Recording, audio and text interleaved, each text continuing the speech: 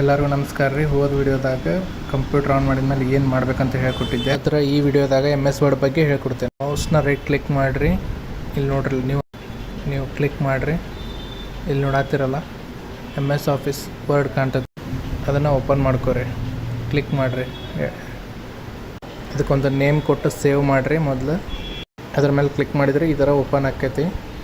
ಇಲ್ಲಿ ಸೈಡ್ ನೋಡಾತಿರಲ್ಲ, ಅದನ್ನು ಕ್ಲೋಸ್ ಮಾಡ್ಕೊರಿ. ಹಾಂ, ಆಮೇಲೆ ಇಲ್ಲಿ ಮೇಲೆ ಬರ್ರಿ.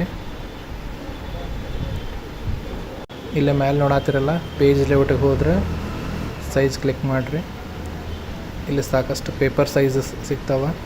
ನಾವು A4 ಸೆಲೆಕ್ಟ್ ಮಾಡ್ಕೊಳ್ಳೋಣ. ಕ್ಲಿಕ್ ಮಾಡಿರಿ ಇದ್ರ ಮೇಲೆ. ಇದ್ರ ಮೇಲೆ ಕ್ಲಿಕ್ ಮಾಡಿದರೆ ಪೇಜ್ನ ಲ್ಯಾಂಡ್ಸ್ಕೇಪ್ ಮತ್ತು ಪೋರ್ಟ್ರೇಟ್ ಮಾಡ್ಕೋಬೋದು ಈ ಥರ. ಆಮೇಲೆ ಇದ್ರೊಳಗೆ ನ್ಯಾರೋ, ನಾರ್ಮಲ್ ಎಲ್ಲ ಥರ ಸಿಗ್ತೈತಿ. ವೈಡ್, ಹಾಂ, ಈ ಥರ ಸೈಜ್ ಸಿಗ್ತಾವೆ. ನೋಡಾತಿರ್ಲ ಪೇಜಿಗೆ ವಾಟರ್ ಮಾರ್ಕ್ ಮಾಡ್ಕೋಬೋದು. ಪೇಜ್ ಕಲರ್ ನೋಡಿರಿ, ಪೇಜ್ ಕಲರ್ನ ಚೇಂಜ್ ಮಾಡ್ಸತ್ತೀನಿ ನಾನು. ಆಮೇಲೆ ಪೇಜ್ ಬಾರ್ಡ್ರ್, ಇದ್ರೊಳಗೆ ಸಾಕಷ್ಟು ಪೇಜ್ ಬಾರ್ಡ್ರ್ ಡಿಸೈನ್ ಸಿಗ್ತಾವೆ. ನೀವು ಯಾವ ಥರ ಬೇಕು ಆ ಥರ ಪೇಜ್ ಬಾರ್ಡ್ರನ್ನ ಸೆಟ್ ಮಾಡ್ಕೋಬೋದು. ನೋಡತ್ತಿರಲ್ಲ, ಈ ಥರ ಸೆಟ್ ಆತೀಗ. ಪೇಜ್ ಬಾರ್ಡ್ರ್ ಬೇಡ ಅಂದರೆ ಈ ಥರ ರಿಮೂವ್ ಮಾಡ್ಬೋದು.